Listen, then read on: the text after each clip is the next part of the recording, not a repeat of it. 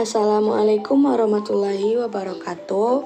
Perkenalkan, kami dari kelompok 7 akan menjelaskan materi tentang lignan yang beranggotakan saya sendiri Fatwa Auliasari dengan NIM 2001108 dan rekan saya Pia Atika dengan NIM 2001124 dengan dosen pengampu Bapak Apoteker Hayul Fadli MSI. Yang pertama, pengertian dari lignan. Yang kedua, biosintesis lignan. Yang ketiga, struktur senyawa lignan. Yang keempat, penggolongan lignan. Yang kelima, contoh senyawa lignan. Dan yang keenam, aplikasi lignan dalam bidang farmasi. Baiklah, langsung saja kepada submateri yang pertama, yaitu pengertian dari lignan. Lignan adalah kelompok besar dari polifenol yang ditemukan pada tanaman. Lignan ini merupakan metabolit sekunder pada tumbuhan. Lignan merupakan bagian dari kelompok polifenol yang terdapat di 55 keluarga tumbuh-tumbuhan.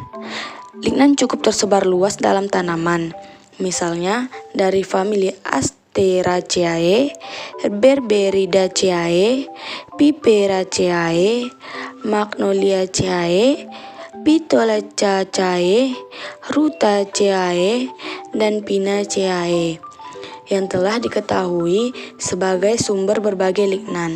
Lignan tersebar luas pada tanaman, terdapat dalam kayu, daun, eksudat, damar, dan bagian tumbuhan lain.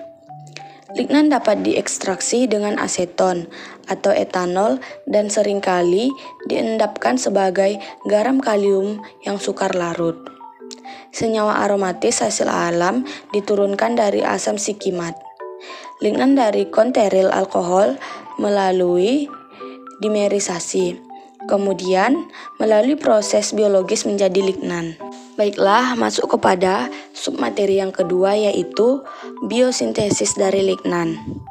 Asam amino aromatik L-fenilanin dan L-tirosin dihasilkan dari jalur asam sikimik dan kemudian dikonversi dalam serangkaian turunan asam sinamat. Pengurangan asam-asam ini melalui koenzim A, ester, dan aldehidat terkait membentuk 3 alkohol atau pecomyryl alkohol, alkohol koniferil, dan sinalpil alkohol yang merupakan prekursor utama semua lignin dan lignan. Gambar di samping merupakan biosintesis dari lignan. Biosintesis C9 atau 9 aksen oksigen lignan adalah yang paling terkenal. Jenis lignan ini dibentuk melalui dimerisasi enantioselektif dan 2 unit monomerik alkohol koniferil atau bentuk resonansi D dari radikal alkohol koniferil menjadi pinoresinol melalui kopling oksidatif antar molekul 8,8 aksen dengan bantuan protein dirigen. Biosintesis di benzilbutyralolactols dan aryltetralin lactones yang merupakan salah satu contoh kelompok lignan, seperti gambar di samping. Baiklah, masuk ke submateri yang ketiga, yaitu struktur lignan. Lignan merupakan kelompok dari fenilpropanoid di mana 2 unit C6C3 dihubungkan oleh karbon pusatnya, yaitu C8. Seperti yang terlihat pada gambar, fenilpropanoid unit dan lignan struktur. Selanjutnya yaitu penggolongan lignan. Penggolongan lignan berdasarkan cara oksigen dimasukkan dalam kerangka atau struktur dan pada pola siklasi, lignan dapat diklasifikasikan menjadi 8 jenis, yaitu furofuran, furan, dibenzilbutan, dibenzilbuturolakton, aryltetralin, arylnaphthalene, benzokiklotadien, dan dibenzibutyrolactal. Seperti yang terlihat pada gambar struktur dari 8 jenis lignan tersebut. Selanjutnya, submateri sifat, sumber, dan pemanfaatan lignan. Sifat-sifat lignan. Yang pertama, bersifat optis aktif, meskipun beberapa senyawa meso juga muncul di alam. Yang kedua, lignan berupa zat padat hablur tanpa warna yang menyerupai senyawa aromatik sederhana yang lain dalam sifat kimianya. Yang ketiga, lignan terkadang dijumpai sebagai glikosida. Dan yang keempat, agen antitumor podofilotoksin. Selanjutnya yaitu sumber dari senyawa lignan.